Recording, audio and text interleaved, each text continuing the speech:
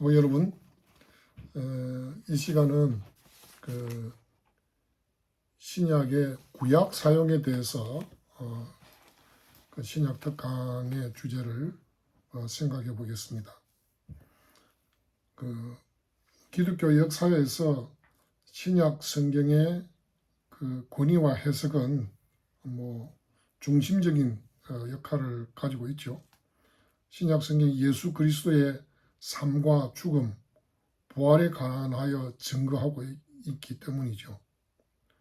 또 기독교인들에게서 구약은 정경으로서 포함되어 있지만 점진적인 계시 역사에서 신약의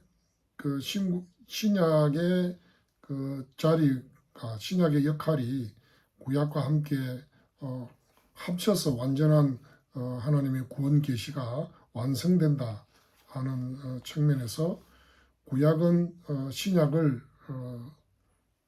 어떤 의미에서 기다리고 있었다고 이렇게도 좀 생각해 볼 수 있겠습니다. 조금 더 우리는 구약을 가치가 떨어진다든지 폄하한다든지 무시하는 그런 건 아니죠.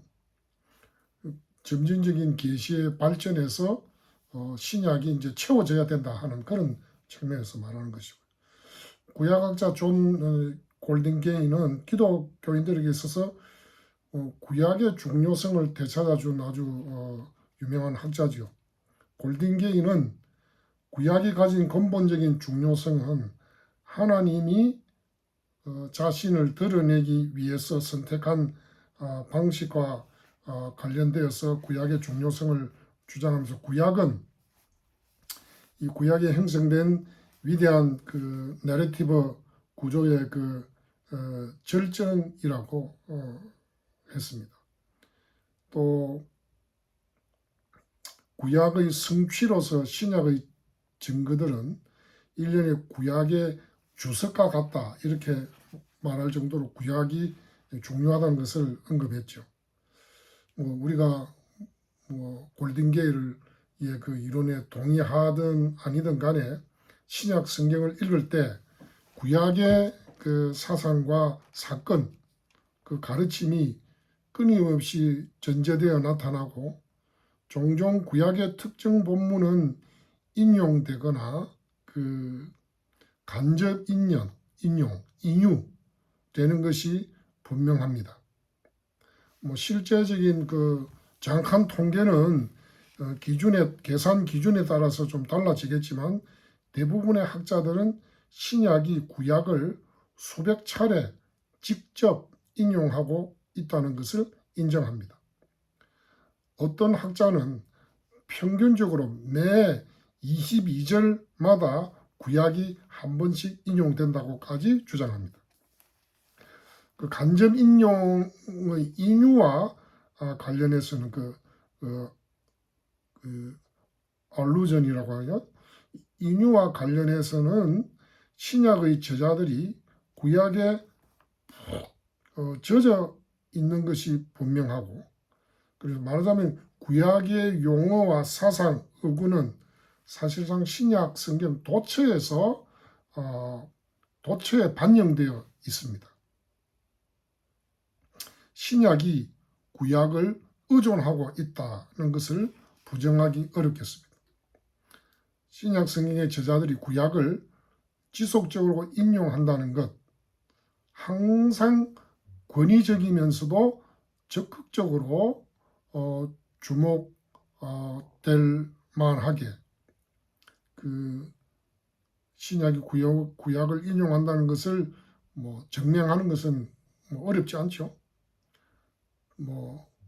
어려운 문제는 신약의 저자들이 구약을 어떻게 사용했는지 이해하는 것을 이제 문제로 학자들이 지금 다루고 있죠.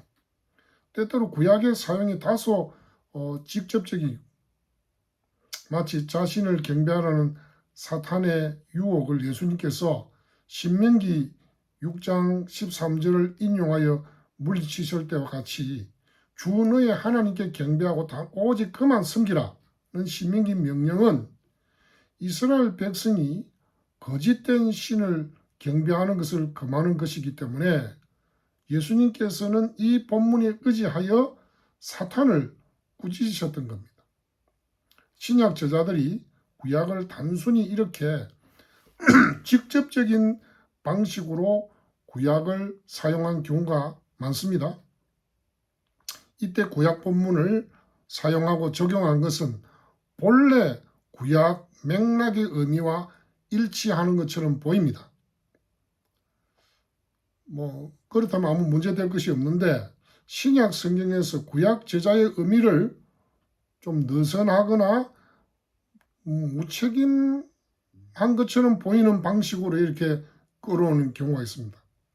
우리가 생각할 때는 좀 이해가 잘 안 되는 부분이 있다는 거죠. 예를 들면 마태가 예레미야 31장 15절을 인용해서 예수님을 죽이기 위하여 무고한 아이들을 학살하려는 헤롯 이야기와 관련해서 이렇게 말합니다. 라마에서 슬퍼하며 크게 애통하는 소리가 들린다. 이는 라헬이 그 자녀들을 위해 우는 것이다. 그가 자녀들이 더 이상 없기에 위로받기를 거절했다는 마태복음 2장 18절의 말씀. 마태는 이 무력한 아기들에게 일어난 일이 비극이고 눈물과 통곡만이 있을 것을 보여줍니다. 하지만 현대의 독자들은 왜 마태가 특히 이 예레미야 본문을 인용하여 마치 예언이 헤롯의 행위로 성취된 것처럼 말하고 있는지 의문을 가지게 됩니다. 예레미야 31장 15절의 배경은 분명히 이전 세기에 일어난 바벨론의 유다 침공과 관련이 있습니다. 신약의 제자들이 구약의 구절들을 증거 본문으로 사용하기 위해서 본래 문맥에서 벗어나게 사용한 것인가? 이런 질문들이 이제 신약 학계에서 좀 진행되고 활발하게 논의되고 있다는 겁니다. 그래서 신약학에서 가장 복잡한 논의 가운데 하나가 신약의 구약 사용입니다. 그래서 여기에 두 가지 중요한 견해를 우리는 생각할 수 있는데 오늘날 1세기 구약 성경 독자들이 우리와 같이 생각하고 있었을 것이라 생각하고 또 읽었을 것이라고 가정하기가 쉽습니다. 그렇지만 우리는 시간과 공간, 문화적으로 상당한 거리가 있는 초기 유대인들과 기독교인들이 성경에 대해서 특별히 구약 성경에 대해서 어떻게 생각해야 되는지를 더 잘 이해하려고 노력할 필요가 있죠. 제임스 L. 쿠걸은 고대 유대인들이 구약 성경을 읽고 해석하는 방식에 대해서 연구를 했습니다. 특히 성경이 어떤 종류의 문서인지, 무엇을 위한 것이었는지, 어떻게 성경이 특유한 거룩성을 가지고 있었는지에 대해서 고대 유대인들의 그 전제에 관심을 가졌습니다. 발견적 목적을 위해서 쿠걸은 4가지 가정들을 이렇게 제시했습니다. 첫째, 성경은 비밀스럽다는 거죠. 즉 본문 안에는 종종 눈으로 보이는 것 그 이상의 것이 있다. 성경은 단순히 정보를 흩뿌리지 않는다. 보는 눈과 듣는 귀를 가진 사람들은 종종 숨겨진 의미를 발견하게 된다는 거죠. 두 번째로 성경은 교훈의 책이다. 구약은 분명히 먼 과거의 사람들과 사건들을 가리키고 있지만 계속해서 현재와 미래를 위한 적절한 의미를 가지고 있다. 유대인들은 성경을 신비로운 골동품으로 보지 않았다는 겁니다. 셋째로 성경에는 모순이나 오류가 없다. 유대인들은 구약의 모든 조각들이 서로 완벽하게 조화된다고 했습니다. 모순 없고 단지 모순처럼 보이는 것이 있을 뿐이라는 거죠. 간단히 말해서 성경은 저들이 느끼기에 완전히 일관되며 단절이 없고 완벽한 책이었다는 거죠. 네 번째로 성경은 하나님으로부터 나온다는 겁니다. 이야기든 시든 예언이든 성경의 모든 부분들은 하나님으로부터 나온다. 이 성경은 위로부터 받은 영감과 독특한 기원으로 인해서 기록된 문학들 중에서 특별한 위치를 차지한다는 거죠.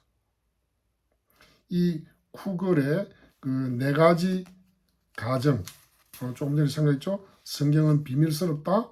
성경은 교훈의 책이다. 성경에는 모순이나 오류가 없다. 성경은 하나님부터 나온다. 이 네 가지 가정은 일반적으로 초기 유대교의 유대 해석가들과 관련이 있습니다. 신약의 제자들이 이런 위에 네 가지 가정들과 어떻게 연관되어 있는지 정확하게 진단하기는 어렵지만은 그들이 널려 퍼져 있는 저런 유대의 그 가정들에서 네 가지 가정들에서 벗어났다고 생각할 만한 충분한 근거는 별로 없습니다. 이 네 가지 목록이 신약 성경 저자들의 구약 사용 주제에 어떻게 도움이 되는지는 분명합니다. 말하자면 그들은 자신들의 삶 가운데 나타났던 모든 진기한 사건들, 메시아로서의 예수님의 오심, 예수님의 죽음과 부활, 교회의 탄생, 이방인의 유입과 구원, 박해 등을 유대 성경을 통해 바라보았습니다. 그래서 거룩한 문서가 그 사건들을 형성하고 인도하는 것을 알고 더불어 불확실한 것들을 명확히 하고 전례가 없는 것처럼 보였던 그 활동들을 정당화한 것입니다.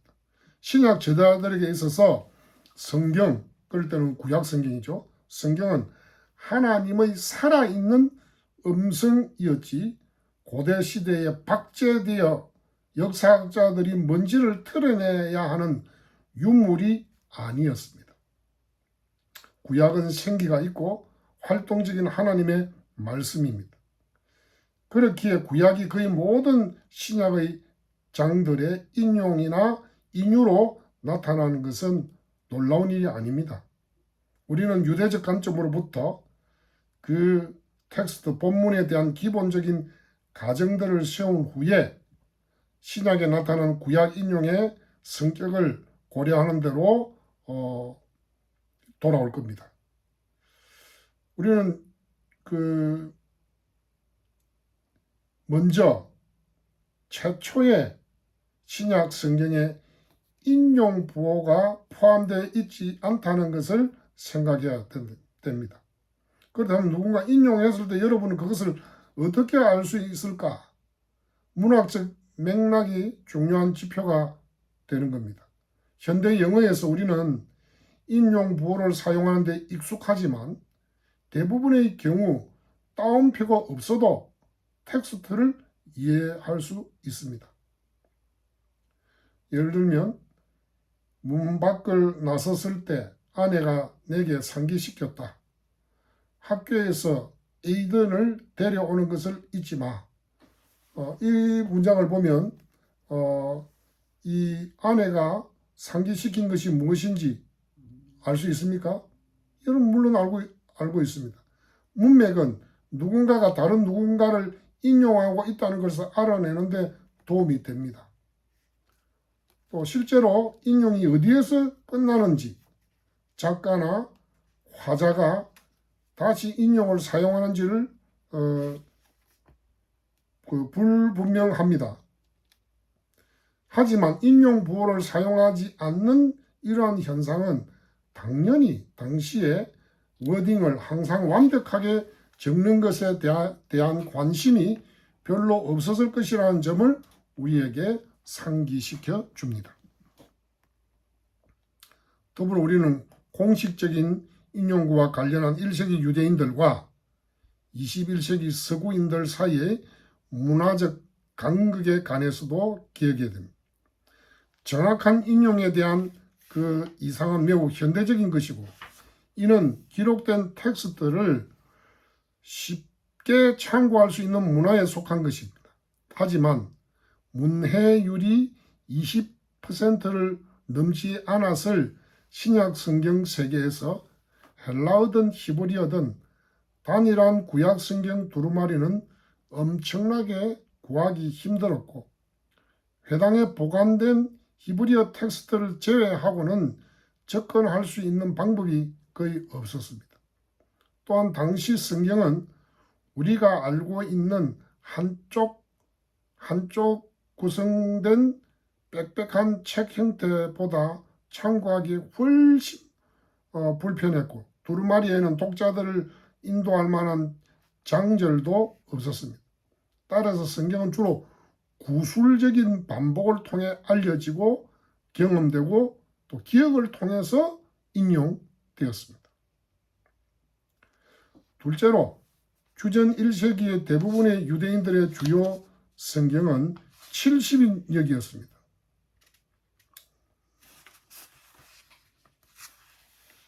어,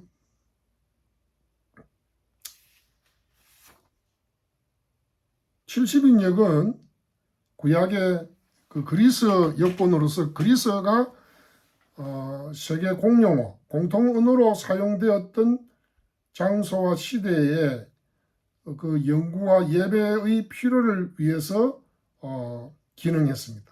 70인역은 보통 오늘날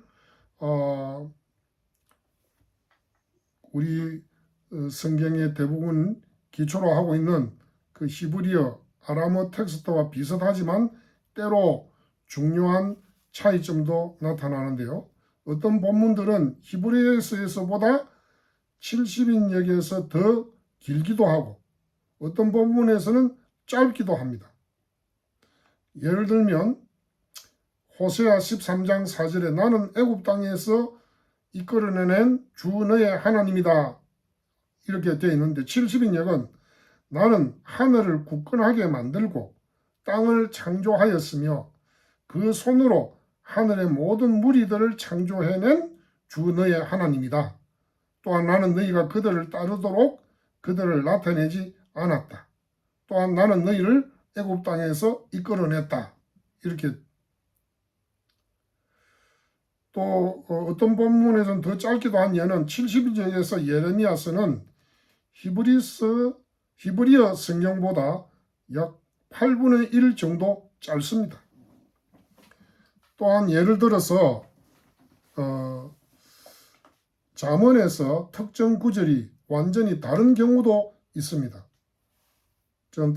잠언 11장 7절의 히브리어 본문은 악인은 죽을 때 저들의 소망도 사라지나니 불의에 대한 기대가 없어진다 이렇게 되어 있는데, 70인역 본문은 의로운 자는 죽어도 소망이 사라지지 않지만 불경건한 자의 자랑은 사라진다 이렇게 되어 있고요.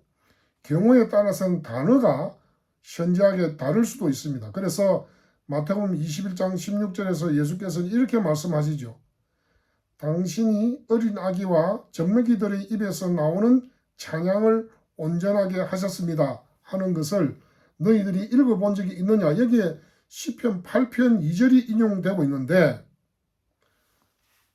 이 시편 8편을 들여다보면 당신의 대적으로 인해 아기와 젖먹이들의 입으로 권능을 씌웠습니다 라고 되어 있습니다. 여기서 예수님이 뭐 실수했습니까? 아니면 예수님의 인용은 권능이 아니라 찬양으로 읽고 있는 시편 8편에 대한 70인역의 시편 본문과 더욱 일치하는 것으로 보여집니다. 셋째로 우리는 성취라는 신약의 언어를 이해하는 방식에 주의해야 됩니다. 전형적으로 우리는 예언과 성취가 같이 간다고 생각합니다. 구약은 미래에 일어날 무언가를 약속하고 기대하고 있고, 그것은 나중에 일어나게 될 것이죠. 때로 신약은 성취된 예언을 언급합니다. 누가복음 4장 18절로 19절, 이사야 61장 1절로 2절을 언급하지만 신약 성경 저자들은 이전의 유대인들이 실제로 예언이라고 생각할 수 없었던 매우 다양한 텍스트에 대한 성취를 주장하는데 이때 독자들은 놀라움으로 다가갈 수 있습니다. 예를 들면 요한은 예수님의 십자가 처형 당시 로마 병사들이 예수님의 옷을 압수하고 그것을 찢지 말고 제비를 뽑아 누가 이기는지 한번 보자 라고 말할 때 시편 22편 18절이 성취된 것으로 이해했습니다. 요한은 이 사건과 대화를 다윗 왕이 대적들에게 물어뜯기면서 탄식하며 썼던 시편의 성취로 보았습니다. 다윗이 내 겉옷을 나누며 속옷을 제비 뽑는구나 시편 22편 18절라고 말할 때 다윗이 미래에 고통받는 메시아를 내다보고 있다는 느낌을 발견할 수 없지요. 이것이 예언이 아니라면 요한은 어떤 방식으로 그것이 성취되었다고 생각하게 된 걸까요? 또한 우리는 성취를 조금 다른 방식으로 생각할 수 있어야 합니다.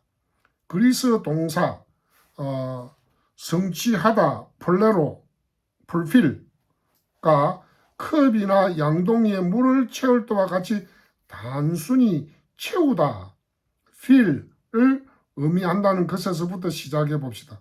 우리는 예언과 관련해서 이 단어를 전통적 의미에서의 성취, fulfilling이라고 부를 수 있습니다. 하지만 시편 22편 18절과 같은 다른 본문들은 어떻습니까? 신약 성경 저자들은 이 단어에 filling이라는 채우다라는 기본적인 의미로 돌아가서 어떤 의미에서 자신들이 인용하는 구약 본문들을 완전히 채워지지 않은 것, 즉 예수 그리스도의 계시 이전에 채워지지 않은 것으로 여깁니다.